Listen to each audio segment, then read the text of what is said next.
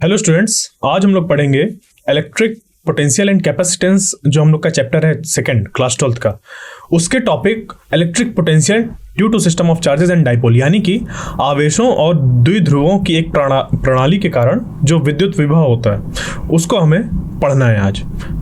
ठीक है, तो आज से पहले जो भी हम लोग ने पढ़ा है वो क्या क्या है थोड़ा सा रिवाइज कर लेते हैं, जो कि आज हमें ज़रूरत पड़ेगी। जैसे कि सबसे पहले हम लोग ने देखा था इलेक्ट्रिक फील्ड, जो अभी हमें ज़रूरत पड़ेगी आज, उसके बारे में बात कर रहे हैं। तो इलेक्ट्रिक फील्ड का फॉर्मूला क्या होता है? इलेक्ट्रिक फील्ड का जो फॉर्मूला होता है वो होता है 1/4 pi epsilon naught Q upon R square, जहाँ पर कि Q होता है वो चार्ज जिसकी वजह से हमें इलेक्ट्रिक फील्ड फाइंड करनी है किसी P पॉइंट पर, और इस चार्ज और इस P पॉइंट के बीच की जो डिस्टेंस होती है वो हम लोग R कंसीडर करते हैं। ठीक है, तो ये हम लोग का इलेक्ट्रिक फील्ड हो जाता है। फिर ये मैग्नीट्यूड होता है और इसका हम लोग डायरेक्शन फाइंड कर लेते हैं। अगर ये पॉजिटिव चार्ज है तो यहाँ से जो डायरेक्शन होगी वो रेडियली आउटवर्ड होगी इस तरीके से, और अगर ये नेगेटिव होगा तो डायरेक्शन इस तरफ होगी। तो ये सब हमें पता है। तो इलेक्ट्रिक फील्ड का ये हो गया फॉर्मूला।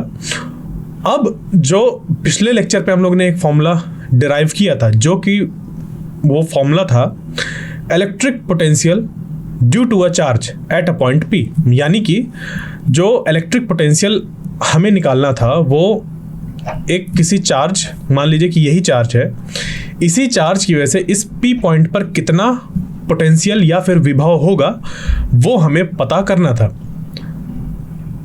तो उसका जो फॉर्मूला बनता है वो बन जाता है V is equal to 1/4 pi epsilon naught Q upon R,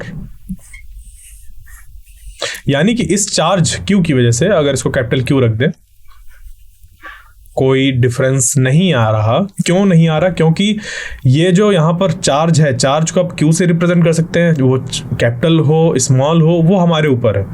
ये भी जानना ज़रूरी है कि फॉर्मूला अगर ऐसा लिखा हुआ है तो ये फॉर्मूला एक्चुअली इसका मीनिंग क्या है ये हमें पता होना चाहिए। ठीक है, तब जाकर आसानी होती है चीज़ों को समझने में, फॉर्मूले जो होते हैं उनको समझने में। क्लियर? तो देखिए, ये इलेक्ट्रिक फील्ड का फॉर्मूला हो गया, ये पोटेंशियल का हो गया, इलेक्ट्रिक पोटेंशियल का फॉर्मूला हो गया, ये विभव का फॉर्मूला हो गया। ये किस तरीके से कि अगर हमारे पास एक चार्ज है इस जगह पर और P पॉइंट पर हमें इलेक्ट्रिक फील्ड बतानी है इस चार्ज की वजह से, तो इतनी होगी, और अगर पोटेंशियल, इलेक्ट्रिक पोटेंशियल या विभव बताना है हमें तो वो इतना होगा। ये हमें पता है। इसके साथ ही एक और चीज़ हमें पता है, वो है सुपरपोजिशन प्रिंसिपल। ठीक है, तो सुपरपोजिशन प्रिंसिपल क्या कहता है? सुपरपोजिशन प्रिंसिपल कहता है कि अगर मान लीजिए कि यहाँ पर सिर्फ एक चार्ज ना होकर कई चार्ज होते, यहाँ पर सिर्फ एक चार्ज ना होकर कई चार्ज होते, तो उस केस में अगर हमें इलेक्ट्रिक फील्ड फाइंड करनी होगी तो इसकी वजह से इलेक्ट्रिक फील्ड फाइंड करेंगे, इस चार्ज की वजह से इलेक्ट्रिक फील्ड फाइंड करेंगे, इसकी वजह से इलेक्ट्रिक फील्ड फाइंड करेंगे, इसकी वजह से इलेक्ट्रिक फील्ड फाइंड करेंगे, और सबका कर देंगे हम लोग वेक्टर सम। ठीक है, यानी कि जो टोटल इलेक्ट्रिक फील्ड इस जगह पर होगी वो हो जाएगा वेक्टर सम बाकी जितने भी हमारे इंडिविजुअल इलेक्ट्रिक फील्ड निकल कर आएंगी अलग अलग चार्जेस की वजह से। इस तरीके से अगर n चार्जेस हैं तो En, इस तरीके से हम लोग का सुपरपोजिशन प्रिंसिपल होता है।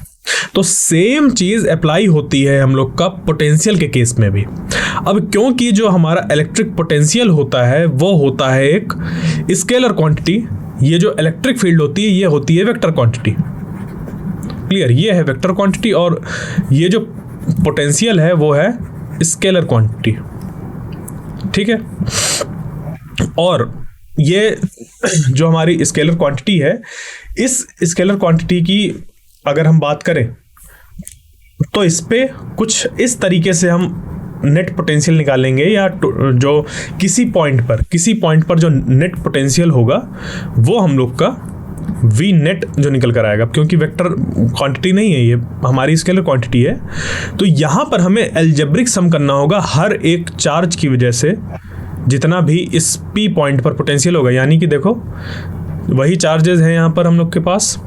अब इन चार्जेस की वजह से इस जगह पर कितना पोटेंशियल है, मान लीजिए इस चार्ज की वजह से V1, इसकी वजह से V2, इसकी वजह से V3, इसकी वजह से V4, तो हम लोग सिंपली इनको ऐसे ऐड कर देंगे, और ये जो एडिशन हम लोग का कहलाता है वो कहलाता है अलजेब्रिक सम।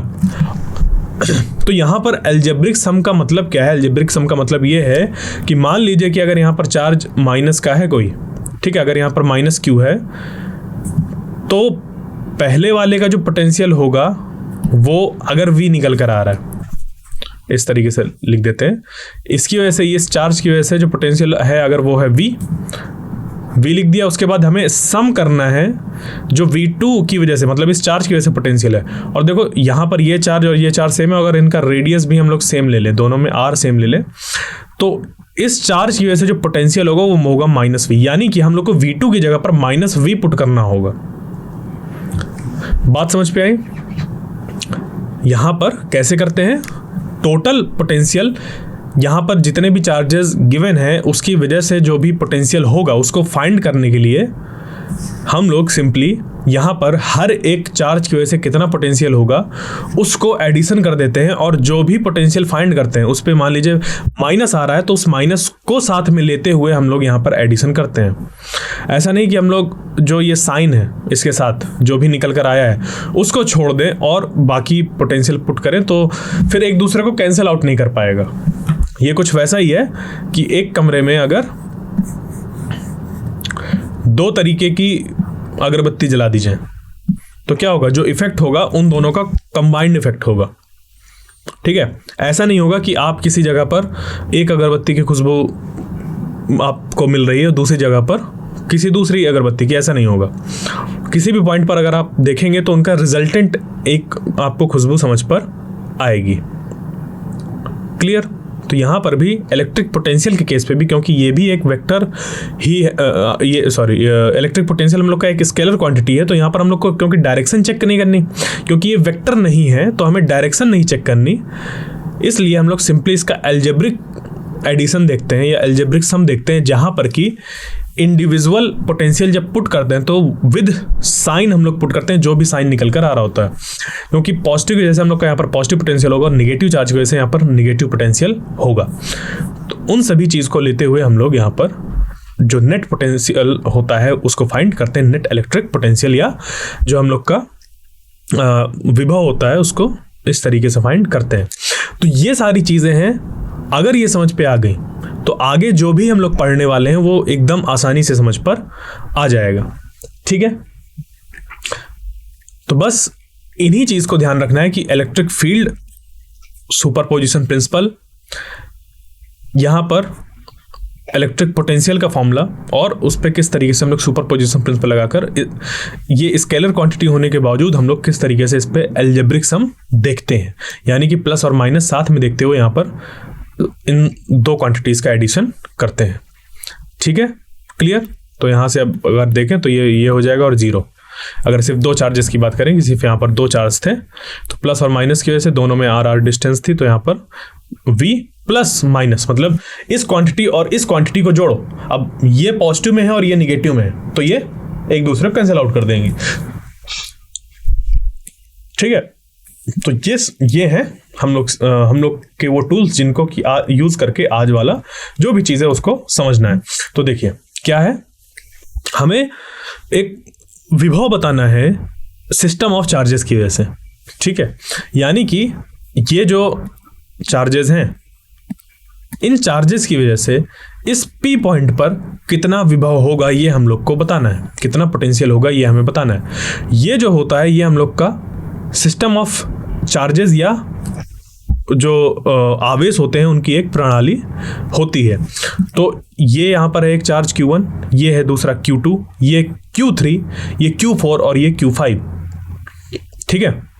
तो सिंपली हम लोग ने क्या किया, इस P पॉइंट पर अगर हमें इन सब की वजह से पोटेंशियल बताना है, ये चार्ज लो, अब इस चार्ज से इस P पॉइंट के बीच की डिस्टेंस कितनी है उसका एक नाम दे दो। तो हम लोग ने नाम कैसे दिया, R1P नाम दिया। क्या नाम दिया? R1P। अब इसको कैसे नाम दिया जाता है इसको आप सीखिए। यहां पर मैं सिंपली R1 भी लिख सकता था, कोई इशू नहीं था, ठीक है। मैं यहां पर R भी लिख सकता था या RP1, कुछ भी नाम दिया जा सकता था, बट हमें कभी भी जब नोटेशन बनाना होता है तो उस पर ज़्यादा से ज़्यादा इन्फॉर्मेशन को इकट्ठा करके लिखना होता है। तो यहाँ पर जैसे R1P लिखा हुआ है तो इसके लिए क्या, इसका क्या मतलब हो गया कि हम लोग डिस्टेंस देख रहे हैं इस चार्ज Q1 और इस P पॉइंट के बीच में। R1P का मतलब डिस्टेंस इस चार्ज Q1 और इस P के बीच में, वो भी कैसी, शॉर्टेस्ट डिस्टेंस या डिस्प्लेसमेंट मान लीजिए। इस चार्ज Q1 की जो पोजीशन है और P की जो पोजीशन है उसके बीच का हमें डिस्प्लेसमेंट बताना है। तो ये R1P उसी को रिप्रेजेंट करता है।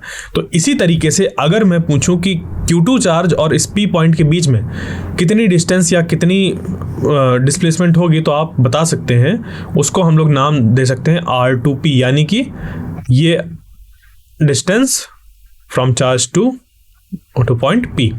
ठीक है, इससे यहाँ तक की डिस्टेंस ये R2P। क्लियर। फिर उसके बाद ये Q3 है, तो इसका और इसके बीच का डिस्टेंस R3P, और इसी तरीके से Q4 और P के बीच का R4P, और 5 और P के बीच में R5P। ठीक है, तो यहाँ पर हम लोग के पास देखो जो इलेक्ट्रिक पोटेंशियल का फॉर्मूला होता है उस पर क्या क्या रिक्वायरमेंट होती है, 1/4πε0। यहाँ पर चार्ज की वैल्यू और इस चार्ज और जिस पॉइंट पर हमें पोटेंशियल बताना है उसके बीच की यहाँ पर डिस्टेंस होती है। इसी से हमारा पोटेंशियल निकल कर आ जाता है, इलेक्ट्रिक पोटेंशियल इस चार्ज की वजह से।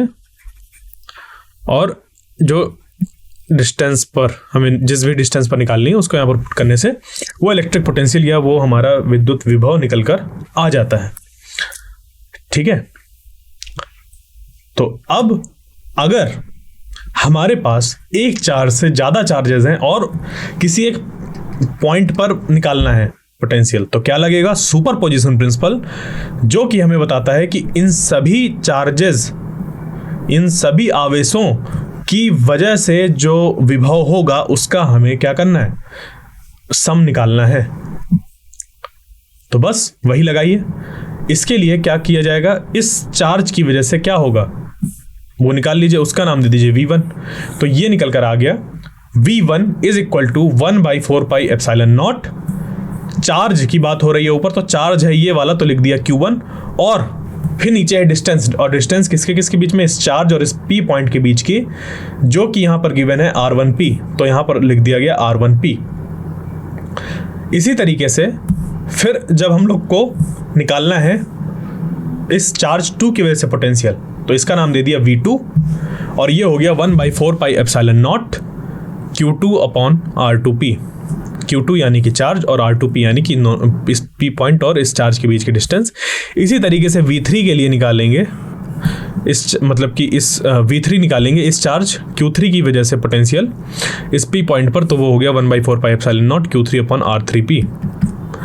इसी तरीके से हम लोग V4 के लिए निकालेंगे, और वो क्या होगा बताइए, ये हो जाएगा 1/4πε0 Q4/R4P। इस तरीके से V5 भी हम लोग निकाल लेंगे। और अगर इस पे और भी चार्जेस ऐड अप कर दिए जाए, V6, V7, V8 ... Vn तक, मतलब इतने चार्जेस का हम लोग पोटेंशियल अगर हमें निकालना है, तो V हम लोग का ये पोटेंशियल हो गया, और चार्जेस जो ऐड कर रहे हैं वो क्या हो जाएगा, Q6, Q7, Q8 ... Qn तक। इतने चार्जेस की वजह से वो जो पोटेंशियल है V6, V7, V8 ... Vn तक, वो सब हम लोग ऐड करेंगे। अभी तो ये जो निकाला है वो है अलग अलग चार्जेस की वजह से, और इनको अब क्या करना होता है, टोटल पोटेंशियल निकालने के लिए सिंपली हम लोग लगाएंगे सुपरपोजिशन प्रिंसिपल, जो कि बताएगा ये कि जो इस P पॉइंट पर जो टोटल विभव होगा वो हम लोग का हो जाएगा इसकी वजह से, इसकी वजह से, इसकी वजह से, इसकी वजह से, सबकी वजह से अप टू Vn तक।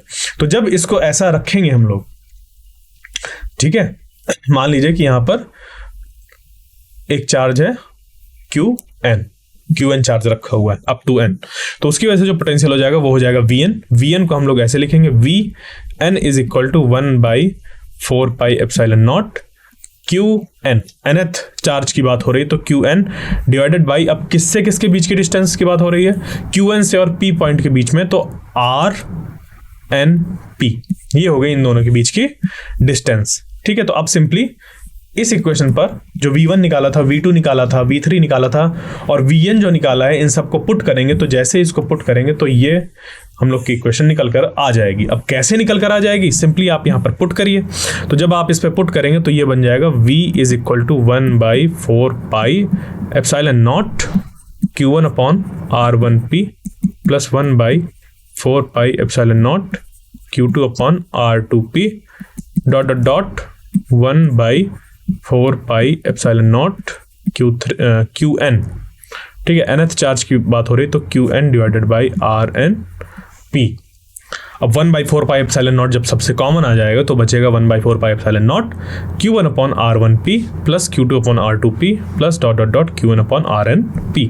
तो देखिए क्या किया इस पे, इसका डेरिवेशन करते वक्त हम लोग ने क्या ध्यान दिया, सिर्फ दो चीजें कि किसी P पॉइंट पर किसी चार्ज Q की वजह से जो विभव होता है उसका फॉर्मूला क्या है, और दूसरी चीज कि अगर एक से ज्यादा चार्ज हुए उस P पॉइंट के चारों तरफ और उस P पॉइंट पर ही हमें पोटेंशियल बताना है सारे चार्जेस की वजह से, तो सारे चार्जेस की वजह से उस P पॉइंट पर कितना पोटेंशियल होगा ये आप अलग अलग निकालिए और उनको फिर सुपरपोजिशन प्रिंसिपल की हेल्प से ऐड कर दीजिए।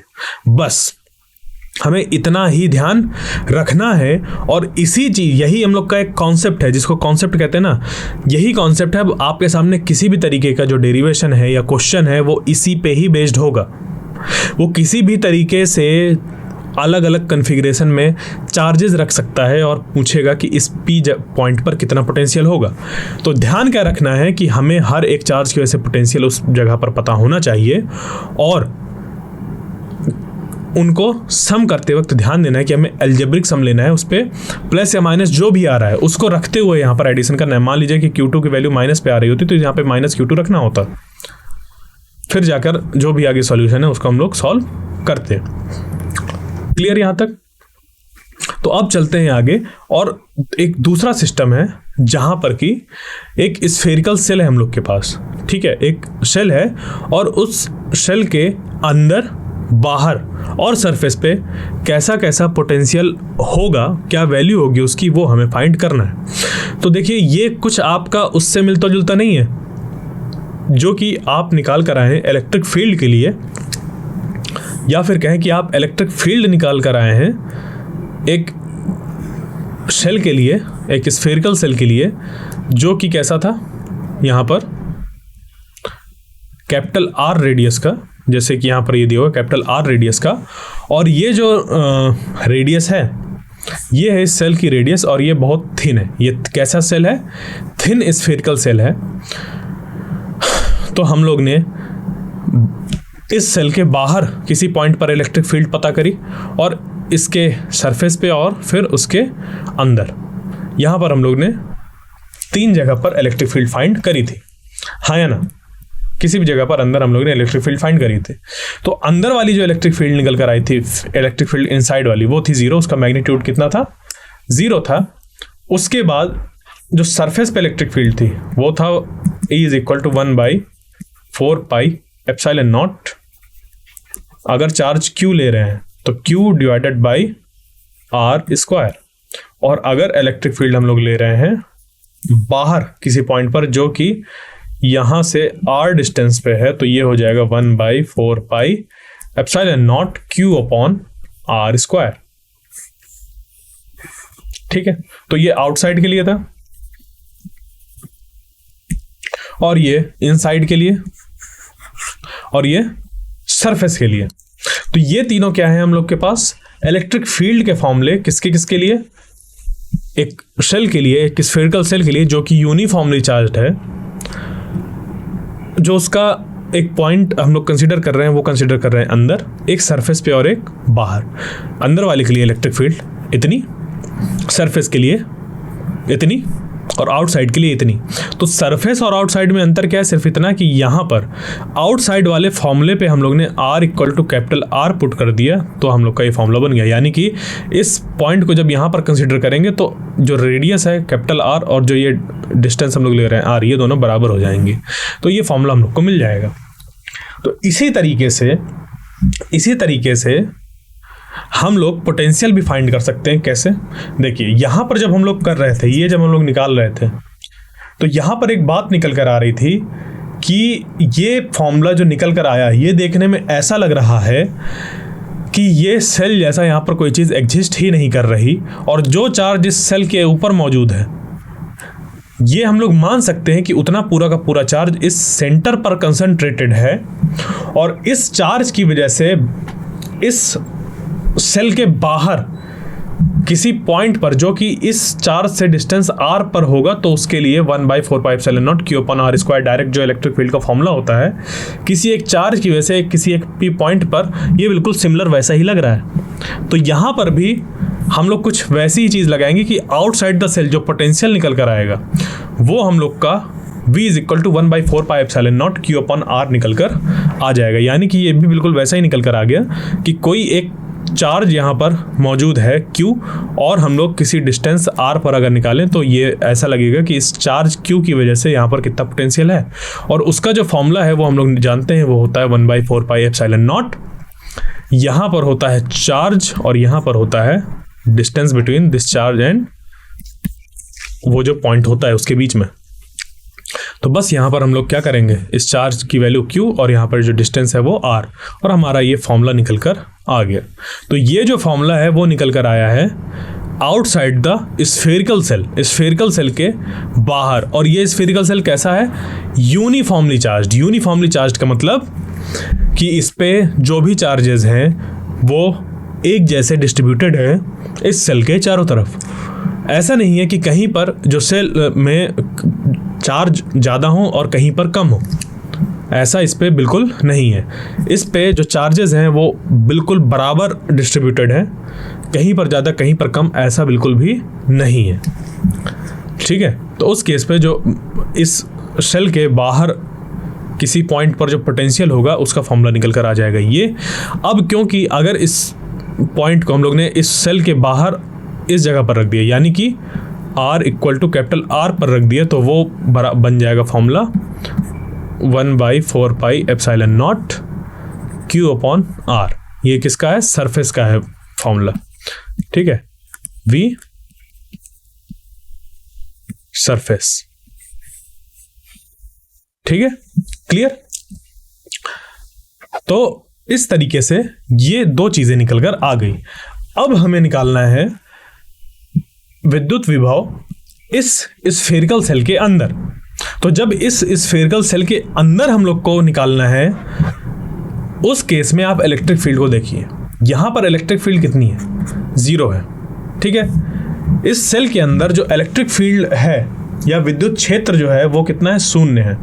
तो जब ये ऐसा 0 है, इसका मतलब कि यहां पर जो पोटेंशियल होगा वो होगा कांस्टेंट। ठीक है, यहाँ पर जो इलेक्ट्रिक पोटेंशियल होगा थ्रू आउट इस जगह पर वो होगा कांस्टेंट। ठीक है, अब ये कांस्टेंट कैसे होगा, ये आप लोग को जो इसके आगे हम लोग इसके अगले लेक्चर पर जब पढ़ेंगे इलेक्ट्रिक पोटेंशियल और इलेक्ट्रिक फील्ड के बीच के जब रिलेशन पढ़ेंगे, तो वहाँ पर एक हमें रिलेशन मिलेगा कुछ ऐसा। अभी समझने के लिए आप ऐसा कर सकते हैं, बट ये चीज़ निकल कर कैसे आई है उसको हम लोग डेरिवेशन करके वहाँ पर समझेंगे। बट अभी क्या कर रहे हैं, सिर्फ उसका एक रिजल्ट चूज कर रहे हैं कि जो इलेक्ट्रिक फील्ड होती है वो होती है -dV/dr। ठीक है, जो इलेक्ट्रिक फील्ड होती है वो होती है -dV/dr। अब ध्यान से देखिएगा इसको। यहाँ पर अगर हम लोग का इलेक्ट्रिक फील्ड कुछ इस तरीके से है, ठीक है, क्लियर। अब यहां पर जो दिया हुआ है कि इस सेल के अंदर जो इलेक्ट्रिक फील्ड है उसका वैल्यू कितना है, 0 है। तो यहां पर पुट कर दिए 0, यानी कि -dV/dr। अब इसका क्या मतलब है, dV/dr यानी कि यहां पर हम लोग एक छोटा सा पोटेंशियल चेंज देख रहे हैं कुछ dr डिस्टेंस मूव करने पर। ठीक है, dr डिस्टेंस मूव करने पर हम लोग यहाँ पर पोटेंशियल का चेंज देख रहे हैं। अब वो बता रहा है कि ये पूरी वैल्यू जो निकल कर आ रही है वो आ रही है 0, इसके बराबर आ रही है 0 यहाँ पर। तो इसको अगर हम लोग इंटीग्रेट करें, क्या करें, इंटीग्रेट, तो ये मिल जाएगा कुछ हम लोग को ऐसा कि -dV। ठीक है, इंटीग्रेशन dr और नीचे भी dr और ये 0। तो जब इसको इंटीग्रेट करेंगे तो ये इधर मिल जाएगा हम लोग को dV। ठीक है, -dV, ये चीज इंटीग्रेट होकर। अब उसके बाद जब इसको इंटीग्रेट करेंगे तो ये इंटीग्रेट होकर बन जाएगा एक कांस्टेंट के बराबर। किसके बराबर, एक कांस्टेंट के बराबर। यहां से ये इंटीग्रेट करेंगे इसको तो ये बन जाएगा कुछ ऐसा। v इज इक्वल टू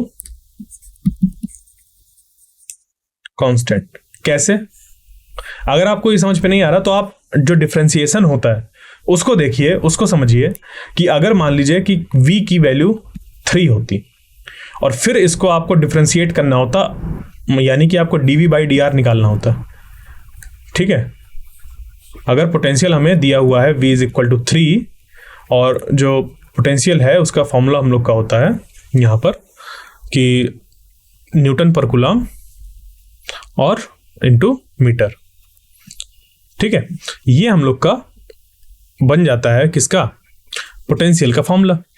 तो इस पोटेंशियल मतलब मान लीजिए कि ये पोटेंशियल है, ये हम लोग को गिवन है, इतना पोटेंशियल दिया हुआ है कि इतना गिवन है। अब अगर मैं आपसे कह दूं dv/dr निकालने के लिए इसका, तो क्योंकि ये पोटेंशियल कांस्टेंट है और dv/dr जब करेंगे तो डिफरेंशिएशन एक कांस्टेंट टर्म का हो जाता है 0। तो ये कुछ ऐसी सिचुएशन नहीं आ गई ऐसी जहां पर कि dv/dr क्या है? 0 के बराबर है।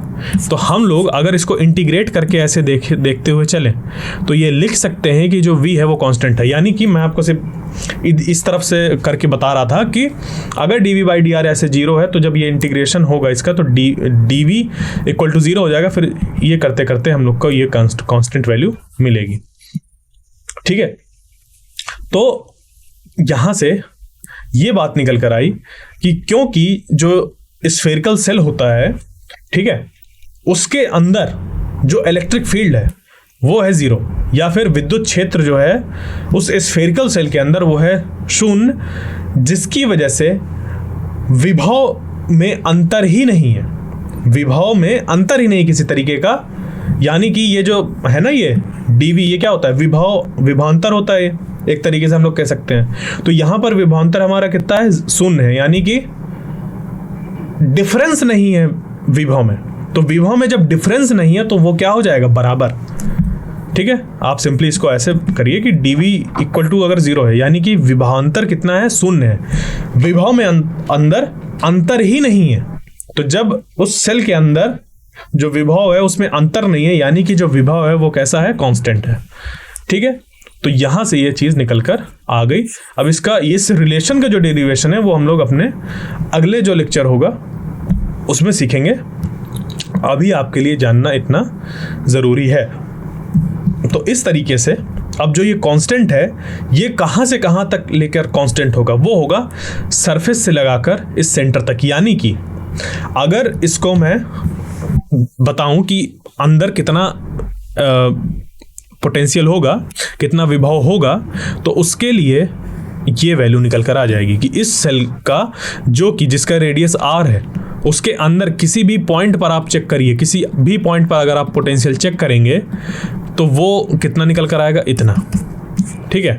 v is equal to 1/4πε0 q upon capital R। यानी कि जितना सरफेस पे होगा उतना ही यहाँ किसी भी पॉइंट पर अंदर कोई भी पॉइंट चूज करिए उसमें इतना ही पोटेंशियल होगा। क्लियर? और जो यहाँ बाहर होता है पोटेंशियल किसी पॉइंट पर, वो होता है हम लोग का 1/4πε0 q अपॉन R।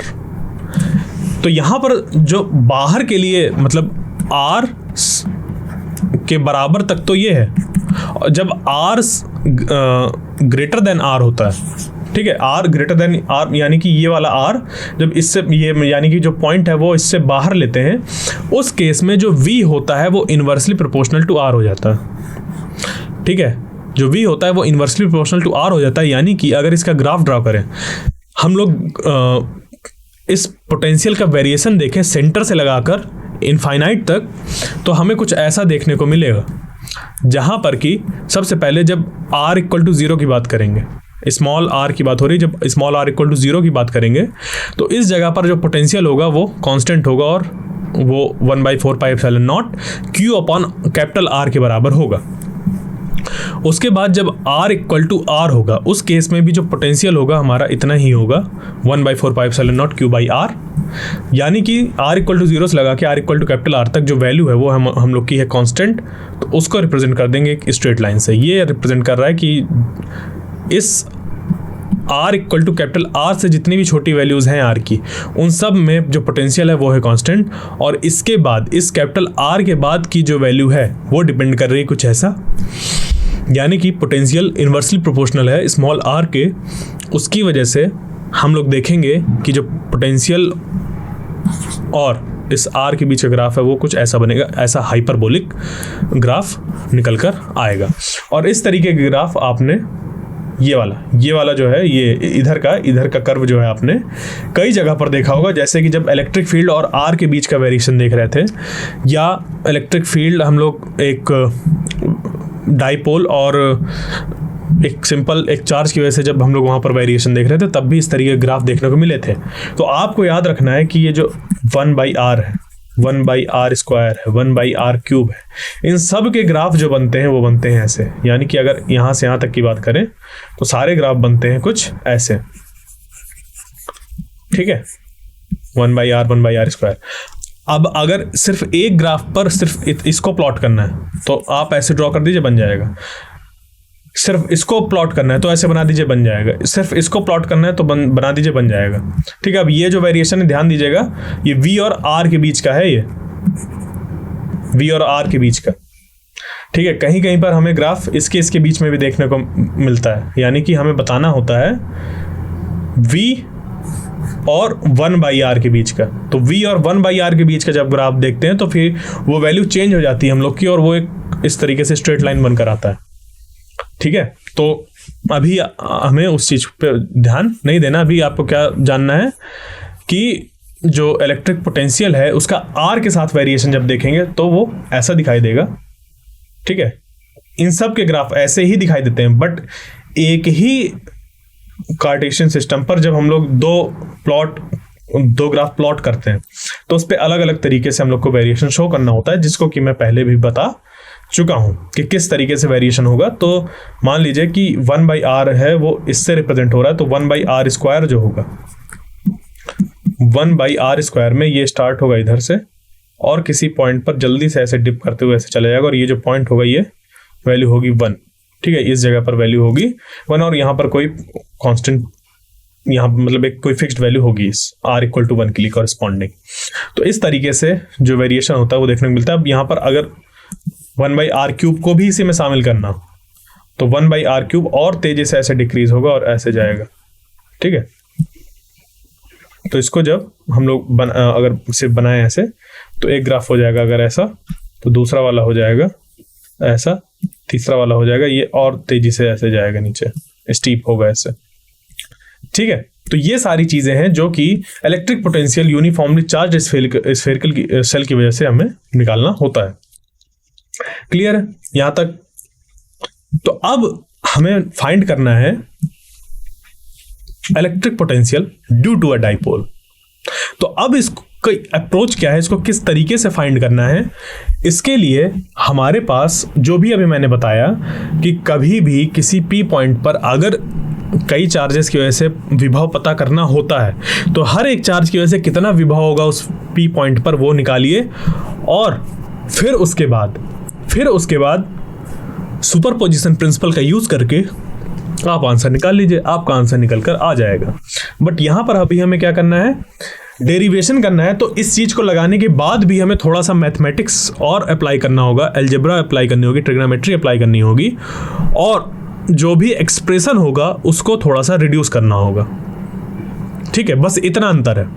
आपको स्टार्ट वहीं से करना है, आपको पोटेंशियल निकालना है हर एक चार्ज की वजह से, और इस P पॉइंट पर निकालने के लिए इस चार्ज और इस चार्ज की वजह से जो भी पोटेंशियल निकल आएगा उसको ऐड ही करना है, आपको अलजेब्रिक सम ही लेना है। बस अंतर यह है कि यहाँ पर थोड़ा सा और मैथमेटिक्स लगाकर जो भी फॉर्म निकल कर आएगा उसको सिंपल करना है। ठीक है, तो थोड़ा सा रिवीजन कर लेते हैं हम लोग कि हमें, क्योंकि पोटेंशियल जो विभव बताना है वो एक द्विध्रुव की वजह से बताना है, तो ये द्विध्रुव होता क्या है या डाइपोल होता क्या है। तो जो एक इलेक्ट्रिक डाइपोल होता है या फिर विद्युत द्विध्रुव कहें, तो इसमें ये एक सिस्टम होता है two equal and opposite charges का। यानी कि जैसे कि दो चार्ज हैं, ये +q और ये -q, इन दोनों का जो मैग्नीट्यूड है वो है सेम, इन दोनों का जो मैग्नीट्यूड है वो है सेम, बट नेचर कैसा है इनका, नेचर अपोजिट है, ये पॉजिटिव है और ये निगेटिव है।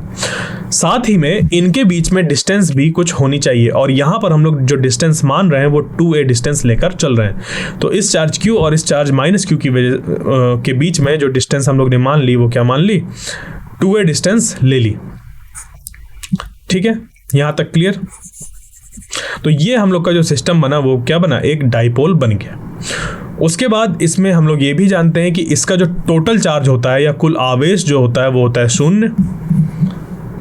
उसके बाद फिर इसका जो डाइपोल मोमेंट होता है, इसका जो डाइपोल मोमेंट निकल कर आता है यानी कि P, तो ये एक सबसे पहली बात तो वेक्टर क्वांटिटी होती है, और इसकी जो वैल्यू होती है वो होती है Q 2a यानी कि इन दो चार्जेस के बीच की डिस्टेंस। अगर ये 2a L के बराबर होता तो QL होता, अगर ये D के बराबर होता तो QD होता, अगर ये F के बराबर होता तो QF होता, कुछ भी लिखा होता, उस डिस्टेंस को हम कैसे भी रिप्रेजेंट कर रहे होते। तो charge into separation between charges, ये है फॉर्मूला। ठीक है, चार्जेस जो हम लोग के पास हैं उनमें से किसी भी एक चार्ज की वैल्यू ले लीजिए, क्योंकि दोनों की वैल्यू सेम है, मैग्नीट्यूड सेम है, और उन दो चार्जेस के बीच में जितनी डिस्टेंस है उसको आप पुट कर दीजिए। यहाँ पर 2a है तो 2a रखेंगे। 2a क्यों ले रहे हैं इसको मैं पहले ही बता चुका हूँ, क्योंकि इसको ऐसा लेने से कैलकुलेशन हम लोग की आसान हो जाती है, डेरिवेशन करना आसान हो जाता है। ठीक है, तो ये डाइपोल मोमेंट की डायरेक्शन यहाँ पर निकल कर आ जाएगी, और इसकी जो डायरेक्शन होगी वो ऐसा हम लोग ले सकते हैं, यानी कि इससे -q की तरफ से +q की तरफ की जो डायरेक्शन होती है, इधर से इधर की जो डायरेक्शन होती है, इसी डायरेक्शन में डाइपोल मोमेंट की डायरेक्शन भी हम लोग कंसीडर करते हैं। ठीक है, तो अब यहाँ पर जो हमें ध्यान देना है वो ये है कि अब क्या करेंगे हम लोग, ये तो सारी चीज़ें हो गई। इसकी वजह से पोटेंशियल निकालो, इसकी वजह से पोटेंशियल निकालो। भले ही एक डाइपोल है, भले ही एक ये डाइपोल है और ये एक हम लोग का अरेंजमेंट होता है, बट इस P पॉइंट पर पोटेंशियल निकालने के लिए हमको वही यूज़ करना है जो कि हम लोग अभी तक यूज़ करते आ रहे हैं, कि इसकी वजह से पोटेंशियल कितना है वो निकालें, इसकी वजह से कितना पोटेंशियल है वो निकालें, और दोनों को ऐड अप कर दें। बस हमें यही करना है। तो इसी को हम लोग इस्तेमाल करेंगे, और ये हमें देखने को मिलेगा कि यहाँ पर जो भी पोटेंशियल है वो सिर्फ इस R पे ना डिपेंड करके, ठीक है, यानी कि सिर्फ इस R पे ना डिपेंड करके इस P पर भी डिपेंड करेगा। ये जो डाइपोल मोमेंट है इस पे भी यहाँ डिपेंड करेगा कि इस P पॉइंट पर कितना विद्युत विभव होगा। ठीक है, तो ये 4 पॉइंट्स जो हैं वो डाइपोल से रिलेटेड हैं, और डाइपोल के पोटेंशियल को बताना है हमें इस P पॉइंट पर। तो अब बढ़ते हैं आगे और लेते हैं कुछ इस तरीके से कि इसका हमें पोटेंशियल पता करना है, और इसका इस पॉइंट पर, तो इसकी वजह से पोटेंशियल कितना होगा इस P पॉइंट पर, बताइए आप। अगर मैं इसका नाम दे दूं V1, क्योंकि इधर इस चार्ज की वजह से हो रहा है, या V पॉजिटिव नाम दे दूं क्योंकि पॉजिटिव चार्ज की वजह से हम लोग पोटेंशियल निकाल रहे हैं इस P पॉइंट पर, कुछ भी नाम दे सकते हैं। तो अगर आपने V1 नाम दे दिया तो ये हो जाएगा 1/4 पाई एप्सिलॉन नॉट। उसके बाद जो भी चार्ज की यहाँ पर वैल्यू है उसको पुट किया, और इस चार्ज और इस P पॉइंट के बीच की जो डिस्टेंस है, अगर हम लोग ने यहाँ पर इसको R माना है, R1 माना है ऐसे, तो ये डिस्टेंस R1 रख देंगे। उसके बाद इसकी वजह से निकालिए, तो इसकी वजह से अगर मान लीजिए V2 आपने माना तो ये हो जाएगा 1/4 पाई एप्सिलॉन नॉट। अब यहाँ पर जो चार्ज है वो कितना है, वो है -q, तो पुट कर दीजिए -q और डिवाइड कर दीजिए यहाँ से, और या इस पॉइंट के बीच की जो डिस्टेंस है वो है R2। तो ये बन गया इसकी वजह से पोटेंशियल, और ये हो गया इसकी वजह से पोटेंशियल। अब क्योंकि हमें ये दो पोटेंशियल किस पॉइंट पर है, इस P पॉइंट पर है, तो निकालना होगा रिजल्टेंट, जो कि निकल कर आएगा कुछ ऐसे, V = 1/4 pi epsilon not Q/R1।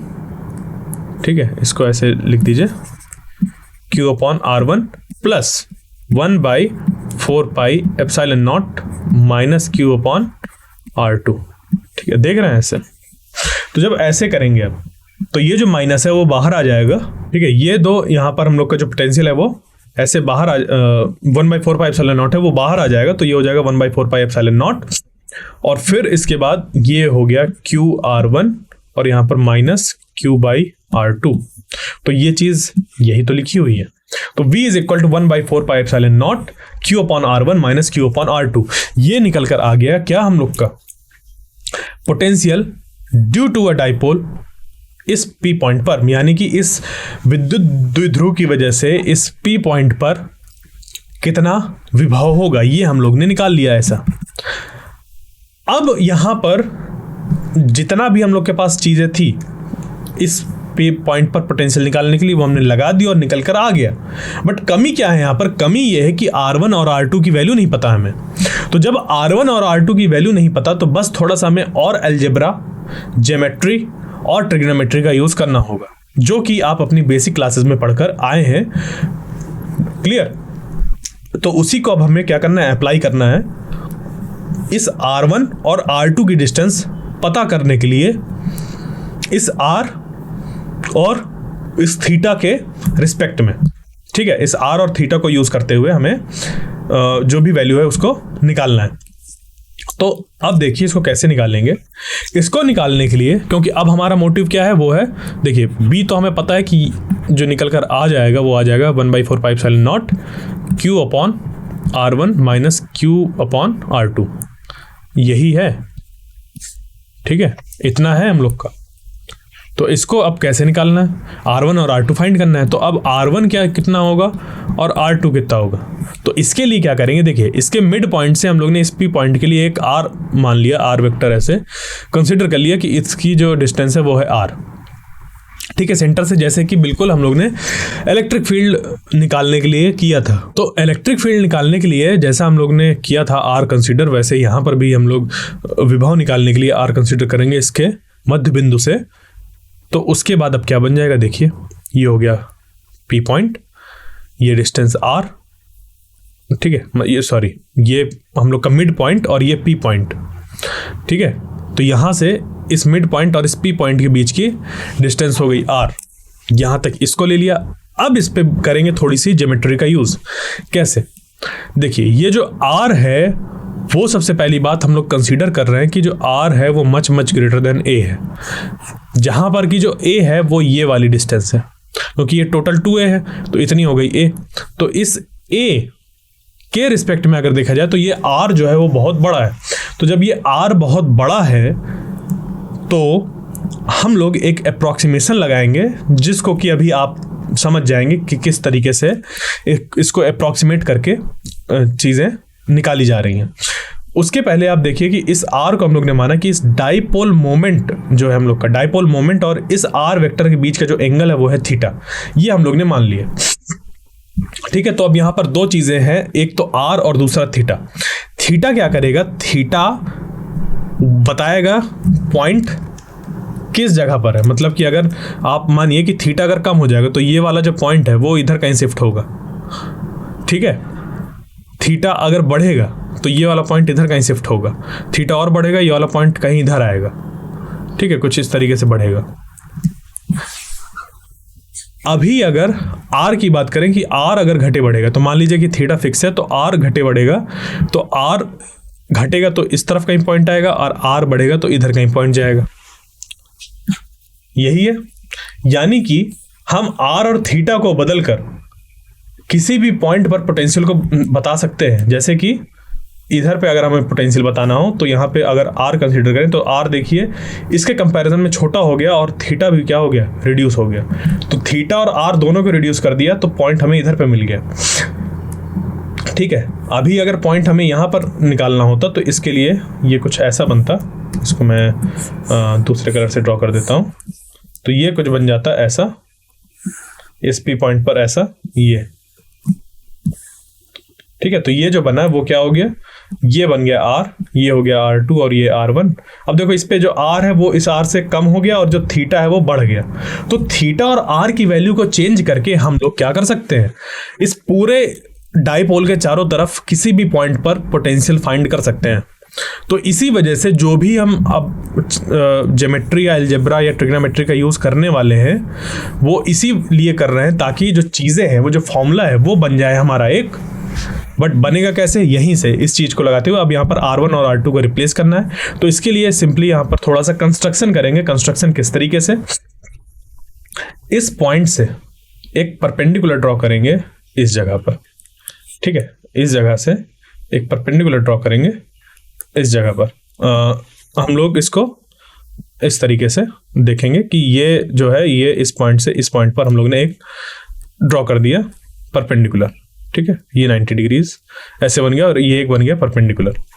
उसके बाद फिर हम लोग इस पॉइंट से इधर से इस पे डाल दीजिए, इससे इस पे मत करिए, इससे इस पे कर दीजिए।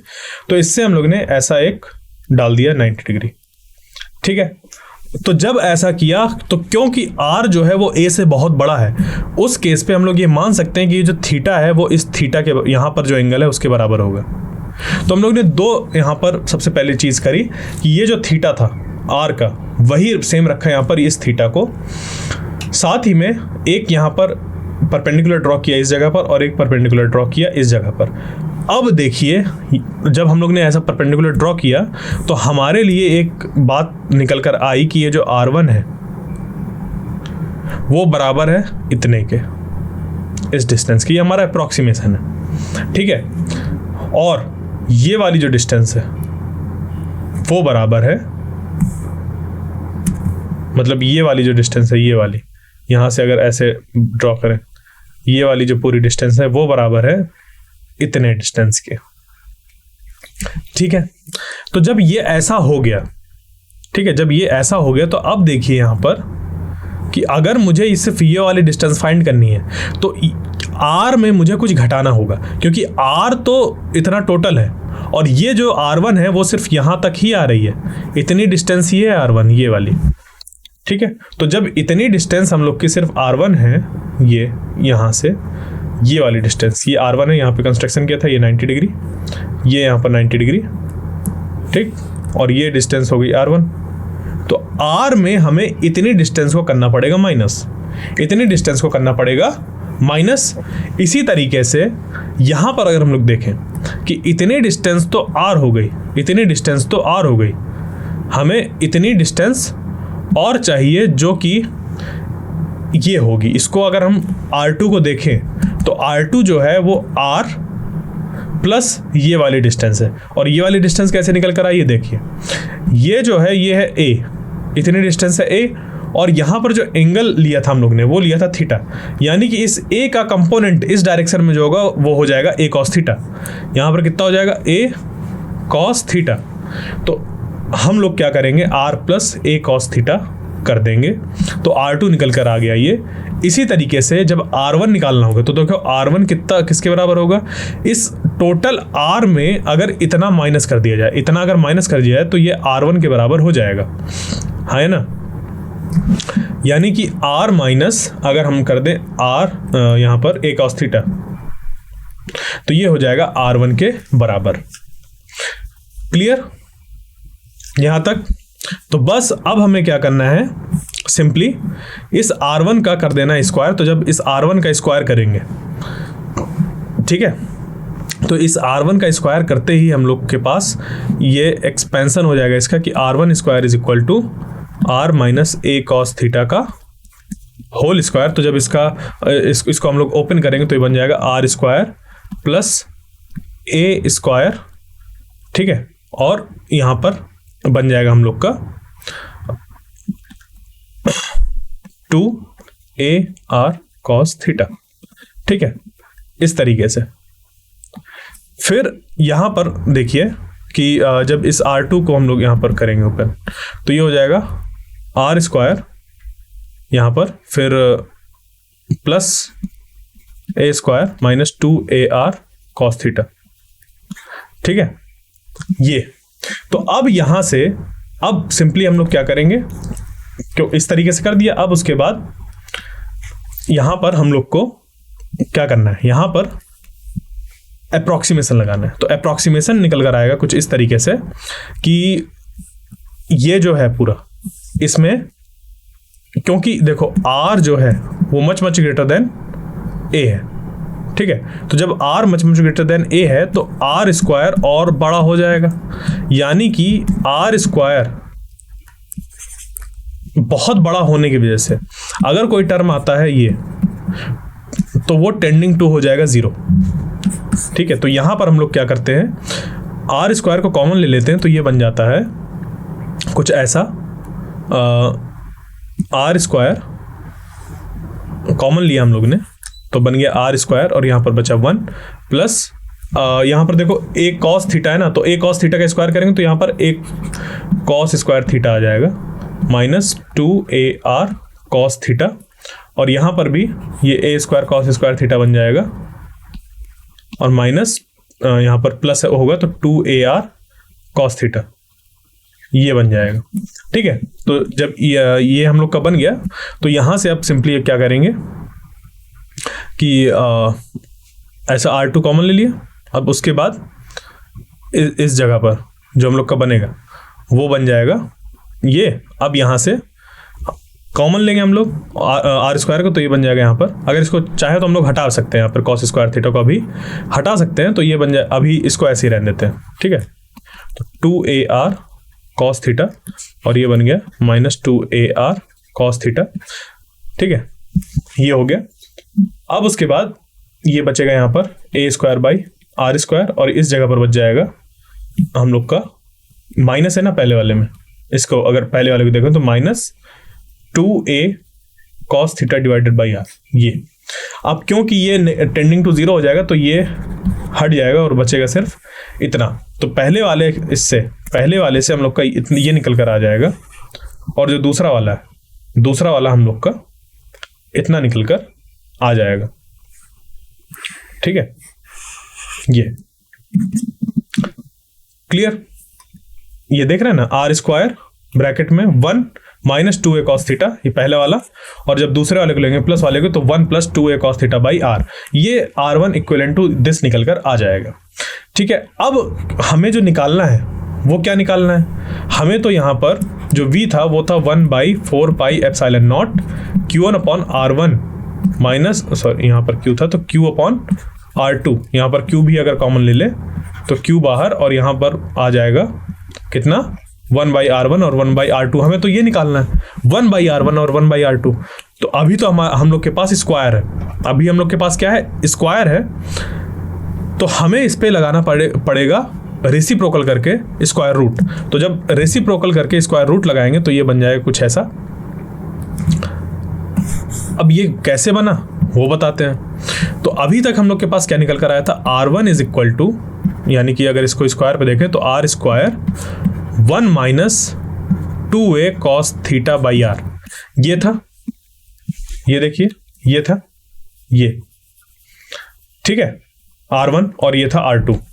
अब इसको हमें निकालना है जब, तो क्योंकि जो हम लोग का R1 है, ठीक है, वो R1 कितना गिवन है, R1 का square is equal to R square 1 minus 2A cos theta by R, इतना हमें गिवन है।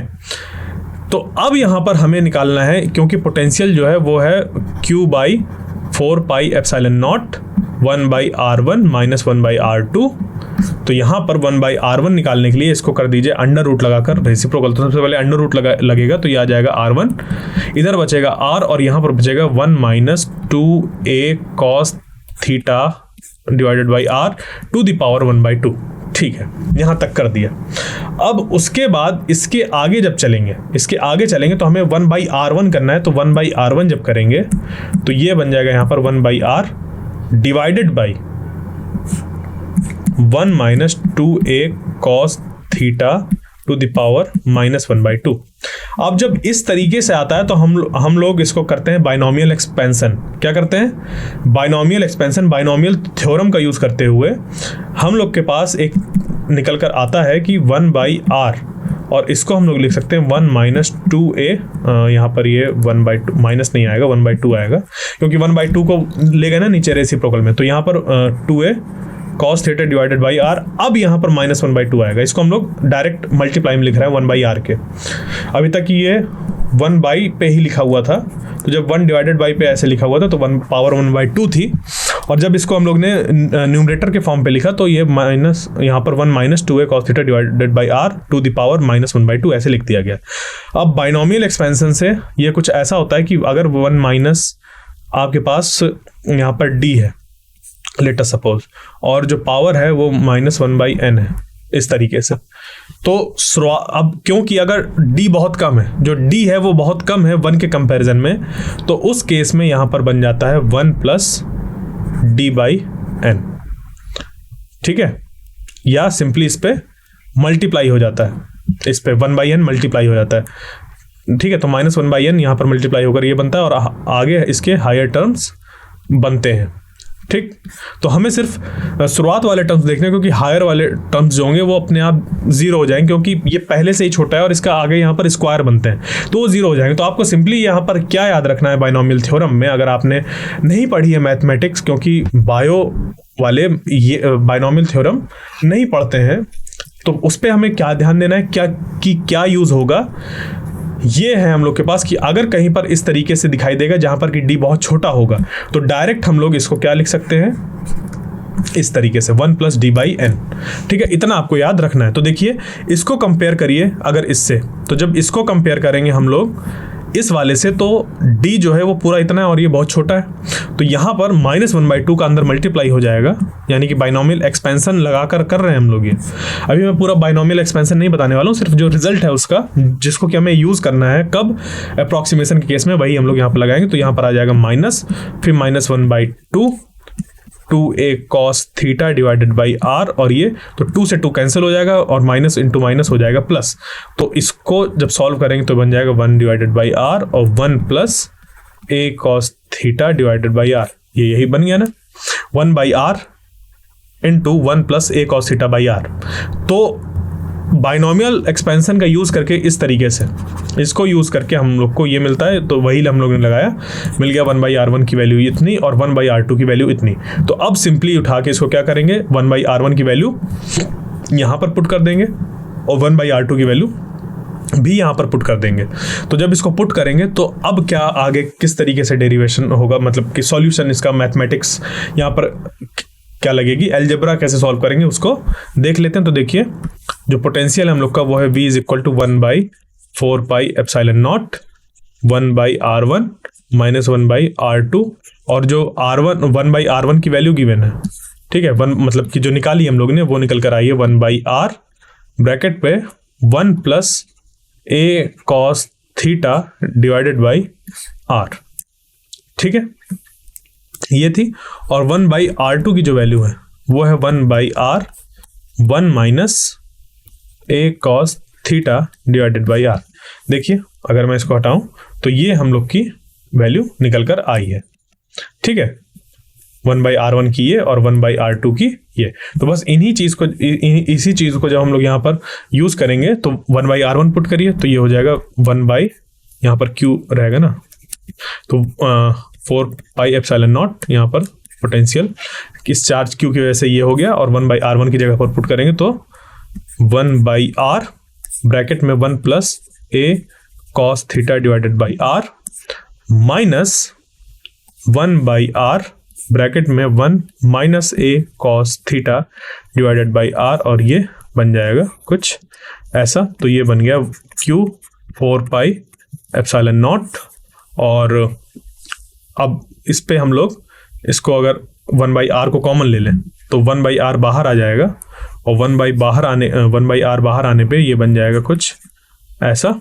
और अंदर जो बचेगा वो बचेगा 1 + a cos theta divided by r minus, अंदर मल्टीप्लाई होगा तो 1, फिर माइनस यहाँ पर plus minus plus a cos theta divided by r, और ये तो ये इससे कैंसिल आउट हो जाएगा, बचेगा ये।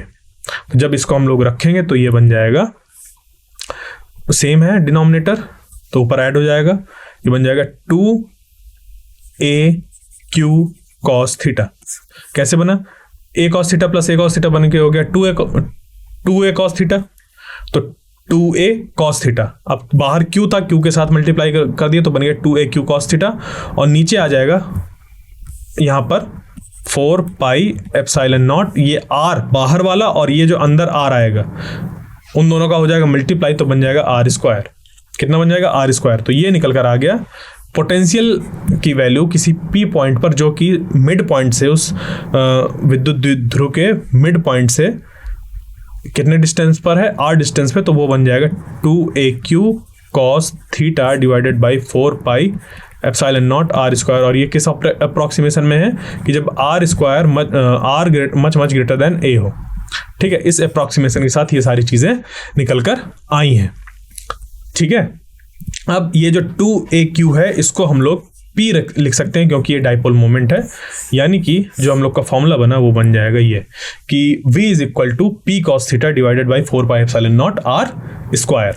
तो आप अब देखिए इस पे दो चीज़ें देख पा रहे होंगे, एक तो थीटा और दूसरा r। तो थीटा और r को वेरी करने से उस डाइपोल के चारों तरफ किसी भी पॉइंट पर हम लोग पोटेंशियल को फाइंड कर सकते हैं। ये निकल कर आ गया ये वाला एक्सप्रेशन जो हम लोग का बन गया। ठीक है, कैसे हुआ, ये इस तरीके से निकाला गया है। ठीक, तो बस अब जो हम लोग का अगला है वो है इसका रिप्रेजेंटेशन। ठीक है, इस जो हम लोग का पोटेंशियल निकल कर आया है एक डाइपोल की वजह से इस पी पॉइंट पर, उसका प्रेजेंटेशन क्या हम लोग वेक्टर फॉर्म पे कर सकते हैं? बिल्कुल कर सकते हैं। यहाँ पर देखिए जो v है वो 1/4 pi epsilon not p cos theta divided by r square, ये निकल कर आया। इसको हटा दें तो ये बन गया, यानी कि P cos थीटा। एंगल किसी दो चीज के बीच में देखा जाता है, तो एंगल किसके किसके बीच में देख रहे हैं? देखो एंगल देख रहे हैं डाइपोल मोमेंट की डायरेक्शन और ये जो रेडियस वेक्टर था r उसके बीच में। रेडियस वेक्टर या पोजीशन वेक्टर जो था इस P पॉइंट का, उसके बीच का एंगल है ये थीटा एंगल। तो बस इसी को हम लोग यहाँ पर यूज कर लेंगे कैसे कि इस r की डायरेक्शन में जो यूनिट वेक्टर है वो है r कैप, और इस डाइपोल की डायरेक्शन में जो डाइपोल मतलब इस डाइपोल मोमेंट का जो डायरेक्शन है वो कितना है? वो है अगर P, वो कितना है P। तो यहाँ पर क्या बन जाएगा? ये बन जाएगा electric potential of a dipole का फॉर्मूला, वो भी कैसा? यहाँ पर वेक्टर्स का यूज करके। जबकि देखिए पोटेंशियल यहाँ पर वेक्टर क्वांटिटी नहीं है, पोटेंशियल स्केलर क्वांटिटी है, बट यहाँ पर वेक्टर्स का यूज किया गया। क्यों? क्योंकि उनके बीच में हुआ है डॉट प्रोडक्ट, और अगर इनके डॉट प्रोडक्ट की बात की जाए तो ये निकल कर आ जाएगा P cos theta. P cos theta के ही बराबर आएगा, क्योंकि देखो इसका जो मैग्नीट्यूड है वो है P और इसका मैग्नीट्यूड होता है 1, यानी कि P इंटू 1 cos थीटा, यही होता है ना। देखो A डॉट B जो होता है वो होता है A B cos थीटा, जहाँ पर कि A और B तो वेक्टर है, उनका जो डॉट प्रोडक्ट जब लिया तो A तो हो गया A का मैग्नीट्यूड, इस A का मैग्नीट्यूड, और ये वाला B हो गया इस B का मैग्नीट्यूड, और A और B के बीच का एंगल जो होता है वो होता है थीटा।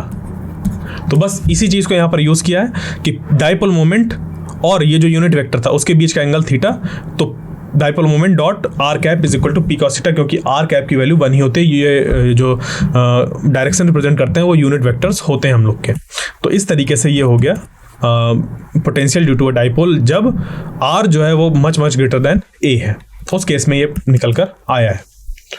ठीक, अब आगे इसी पे अगर हम लोग बात करें दो जगह पर, एक कहाँ पर, जब थीटा इक्वल टू 0 है।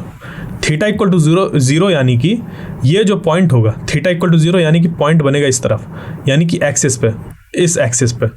तो इस एक्सिस पे देखो, जो यहाँ से अगर सिंपली देखें तो इस चार्ज से इस P पॉइंट ये जो यहाँ पर मिलेगा हम लोग को उसकी डिस्टेंस कम है, और इस माइनस वाले से इस P पॉइंट की डिस्टेंस है ज़्यादा, तो इसका इफेक्ट यहाँ पर ज़्यादा होगा एज कंपेयर टू दिस। यानी कि इसकी वैल्यू अगर हम लोग देखें तो वो होगी ज़्यादा और इसकी वैल्यू होगी कम। तो जब ये एक दूसरे के इफेक्ट को कैंसिल आउट करेंगे तो बचेगा जो वो इसका इफेक्ट यहाँ पर बचेगा, इस चार्ज की वजह से जो पोटेंशियल होगा वो बचेगा। तो 0 जब थीटा इक्वल टू 0 होगा तो जो V मिलेगा वो मिल जाएगा हम लोग को 1/4 pi epsilon not P cos 0 की वैल्यू कितनी होती है 1, यानी कि 1 मिल जाएगा और नीचे मिल जाएगा r स्क्वायर। और जब थीटा इक्वल टू पाई होगा, जब थीटा इक्वल टू क्या होगा? पाई होगा, उस केस में यहाँ पर V is equal to 1/4 pi epsilon naught और P cos थीटा की वैल्यू होती है cos 180 की वैल्यू, cos पाई कह लीजिए, cos पाई की वैल्यू होती है -1। तो cos यहाँ पर पाई रख रहे थे, ठीक है, P cos थीटा फॉर्मूला निकल कर आया था, तो यहाँ पर cos पाई की वैल्यू -1। तो जब ऐसा पुट करेंगे हम लोग तो ये बन जाएगा -1/4 pi epsilon not P upon r square, क्योंकि जब 180 डिग्री होगा तो थीटा 180 डिग्री जब होगा तो ये जो पॉइंट है पी वो यहाँ कहीं लाई करेगा, इस एक्सिस पे इधर कहीं लाई करेगा। यानी कि अब देखो यहाँ से यहाँ की डिस्टेंस कम है और इधर से डिस्टेंस ज़्यादा है, तो इसका इफेक्ट यहाँ पर ज़्यादा होगा। और क्योंकि ये निगेटिव है तो यहाँ पर जो फाइनल रिजल्टेंट पोटेंशियल बचेगा वो निगेटिव पोटेंशियल ही बचेगा। ठीक है, तो बस यही है कि positive sign for theta equal to 0 और negative sign for theta equal to pi, ये हम लोग को मिल गया एक्सिस पे। और जब theta equal to pi by 2 होगा, theta equal to pi by 2 का मतलब कि जो पोटेंशियल होगा हम लोग का वो इक्वेटोरियल प्लेन में होगा। तो जब इक्वेटोरियल प्लेन में होगा, यानी कि इक्वेटोरियल प्लेन की अगर बात करें तो इस इक्वेटोरियल प्लेन में जो पोटेंशियल हमें मिलेगा वो पता है किस तरीके का मिलेगा? वो पोटेंशियल इस तरीके का मिलेगा कि देखो कहीं पर भी इस पे पॉइंट कंसीडर करो तो इधर से डिस्टेंस और इधर से डिस्टेंस तो सेम है। अब क्योंकि यहाँ पर सिंपल अलजेब्रिक सम होता है, तो अगर इसकी वैल्यू यहाँ से 5 थी और इसकी -5 हो गई मान लीजिए v की वैल्यू, तो दोनों मिलके कितना हो जाएगा? 0। यहाँ पर अगर कर दिया तो इधर से 6, इधर से -6, इधर कर दिया मान लीजिए 10 और -10 तो 0। यहाँ पर अब देखिए यहाँ से इधर ले रहे हैं तो पोटेंशियल वैसे कम लेना चाहिए, बट मैं एग्जाम्पल के लिए बता रहा हूँ। तो मान लीजिए यहाँ पे 3 और -3 तो यहाँ पे 0, यहाँ पे 10 -10, इसकी वजह से 10, ठीक है, न्यूटन पर कूलम और इधर से -10, तो इफेक्ट टोटल कितना हो गया? 0। यानी कि इस इक्वेटोरियल प्लेन में theta equal to pi by 2 होगा और कॉस थीटा की वैल्यू होती है 0, यानी कि पोटेंशियल किसी भी पॉइंट पर यहाँ पर कितना होगा? 0 होगा। तो हम लोग डाइपोल के चारों तरफ किसी भी पॉइंट पर पोटेंशियल बता सकते हैं थीटा और आर को वेरी करके। थीटा को वेरी करिए और आर को वेरी करिए और कहीं पर भी हम लोग निकाल सकते हैं। थीटा की वैल्यू अगर 0 है तो एक्सिस पे इधर पॉजिटिव की तरफ होगा और पोटेंशियल हम लोग का पॉजिटिव निकल कर आएगा, और अगर पाई है थीटा इक्वल टू पाई तो इस तरफ होगा, और theta equal to pi by 2 है तो यहाँ पर इक्वेटोरियल प्लेन में होगा, जहाँ पर की पोटेंशियल दोनों चार्जेस की वजह से बराबर निकल कर आएगा। और नेचर उनका कैसा होगा? अपोजिट होगा, चार्जेस का नेचर अपोजिट होगा, जिसकी वजह से पोटेंशियल भी प्लस और माइनस पे निकल कर आएगा और सेम की वजह से एक दूसरे को कैंसिल आउट कर देंगे तो 0 निकल कर आ जाएगा। तो ये थी सारी चीज़ें डाइपोल से रिलेटेड, उसके पोटेंशियल से रिलेटेड। तो अगर कोई हमारे पास द्विध्रुव है तो उसके हम चारों तरफ विभव को पता कर सकते हैं इस फॉर्मूले से, जो कि निकल कर आया है v = 1/4 pi epsilon not p cos theta divided by r²। Clear?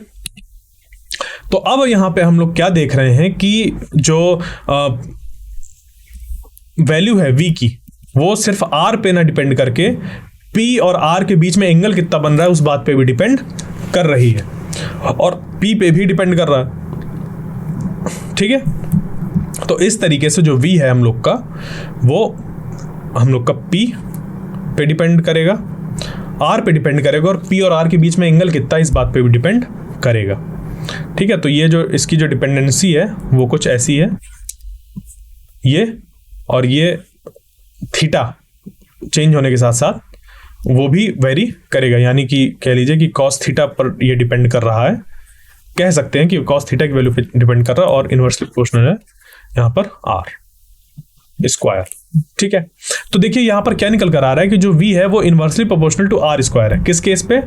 जब द्विध्रुव के पोटेंशियल की बात कर रहे हैं, द्विध्रुव के चारों तरफ जब विभव की बात कर रहे हैं, तो वहां पर जो हमारा विभव है वो 1/r² के प्रोपोर्शनल है, या फिर r² के इनवर्सली प्रोपोर्शनल है।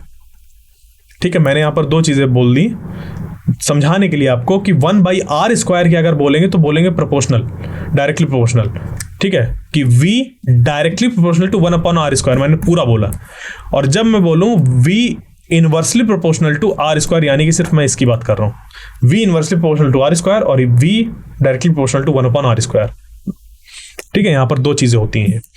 तो क्या देख रहे हैं कि v जो है वो इस तरीके से डिपेंडेंस है, एक में ये और ये वाली जो डिपेंडेंसी है वो आती है जब एक किसी चार्ज की वजह से r डिस्टेंस पे हमें पोटेंशियल निकालना होता है, और ये तब निकल के आता है जब डाइपोल के चारों तरफ हम लोग करते हैं। तो ये कुछ वेरिएशन होता है हम लोग का। ये जो कि हमें दिमाग में रखते हुए आगे चीज़ें पढ़नी है। तो आई होप आपको जो आज का सेशन था वो समझ पे आया होगा। अब जो इसका अगला लेक्चर होगा उस पे हम लोग इक्विपोटेंशियल सरफेसेस हैं जैसे उनको पढ़ेंगे, और किस तरीके से वहाँ पर जो कंपोनेंट्स होते हैं इलेक्ट्रिक फील्ड के परपेंडिकुलर होते हैं या अलोंग द इक्विपोटेंशियल सरफेस होते हैं, वो सब हम लोग जानेंगे। इक्विपोटेंशियल सरफेसेस कैसे होती हैं, कैसे फॉर्म होती हैं, वो सब हम लोग पढ़ेंगे। तो थैंक यू।